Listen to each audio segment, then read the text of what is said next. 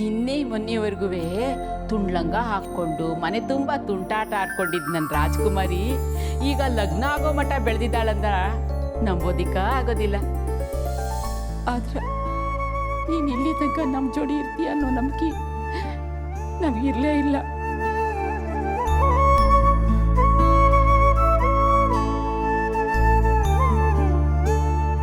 ಅಯ್ಯ, ನಮ್ಮ ರಾಜ್ಕುಮಾರಿ ಮಾರಿ ಮ್ಯಾಗ ಧೂಳು ತುಂಬ್ಕೊಂಡೈತಿ. ಇರು ಬರೆಸ್ತೀನಿ.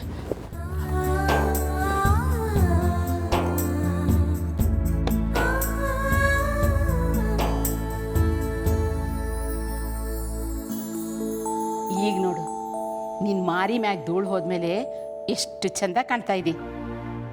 ಹಿಂಗ ನಿನ್ನ ಮುಂದಿನ ಬಾಳು ಚೆನ್ನಾಗಿರ್ಬೇಕು ಅನ್ನೋದ ನನ್ನ ಆಸೆ.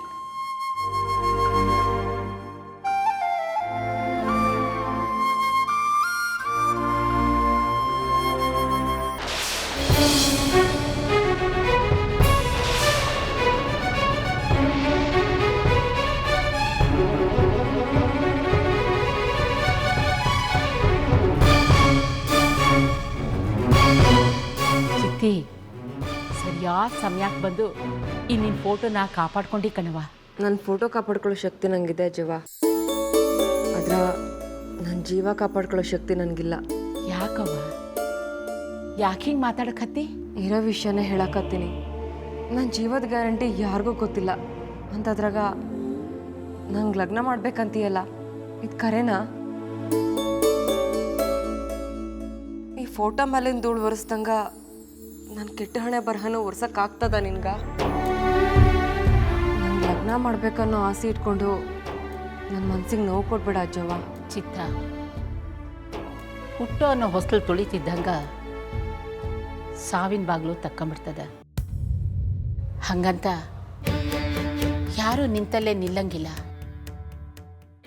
ಮುಂದಕ್ಕೆ ಹೋಗಬೇಕು. ಹೌದಲ್ಲ? ಹುಟ್ಟು ಸಾವು ನಮ್ಮ ಯಾರ ಕೈಯಾಗೂ ಇಲ್ಲ, ಎಲ್ಲ ಶಿವನ ಕೈನಾಗದ. ಅವನು ಕರೆದಾಗ ನಾವು ಹೋಗ್ಲಿಕ್ಕಬೇಕು.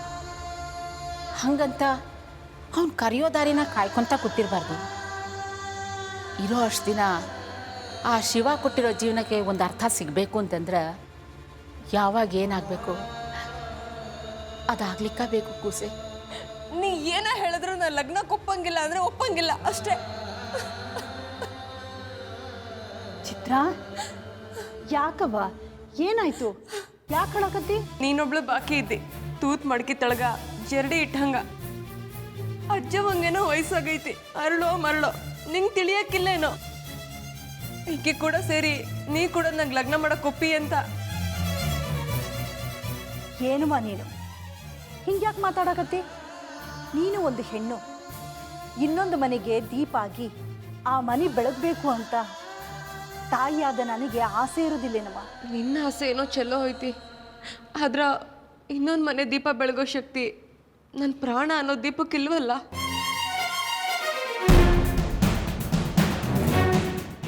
ಚಿತ್ತಿ, ನೀ ಹೀಗೆಲ್ಲ ಮಾತಾಡಿ ನೊಂದ್ಕೋಬೇಡ.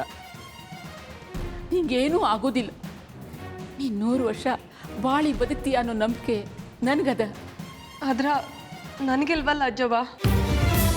ನಾ ಹುಡ್ದಾಗ್ಲೇ ಅಲ್ಪಾಯುಷಿ ಅನ್ನೋ ವರ ಪಡ್ಕೊಂಡು ಹುಡ್ದಾಕಿ ಇರೋವರೆಗೂ ನೀವು ಮಡ್ಲಾಗ ಇರಬೇಕು ಅನ್ನೋದು ನನ್ನ ಆಸೆ. ನನ್ನ ಸಾವನ್ ಜೊತೆ ಬೇರೆಯವ್ರ ಜೀವನ ಹಾಳು ಮಾಡೋಕ್ಕೆ ನಂಗೆ ಇಷ್ಟ ಇಲ್ಲ ಅಜ್ಜವ್ವ. ನೀನು ಅಲ್ಪಾಯುಷ್ಯ ಆಗಿರ್ಬೋದವ, ಆದ್ರೆ ನಿನ್ನ ಕೈ ಹಿಡಿಯೋ ರಾಜ್ಕುಮಾರನ ಕಾಲ್ಗುಣದಿಂದ ಅವನ ಯೋಗದಿಂದ ನೀ ದೀರ್ಘಾಯುಷ್ಯ ಆಗ್ಬೋದಲ್ವಾ?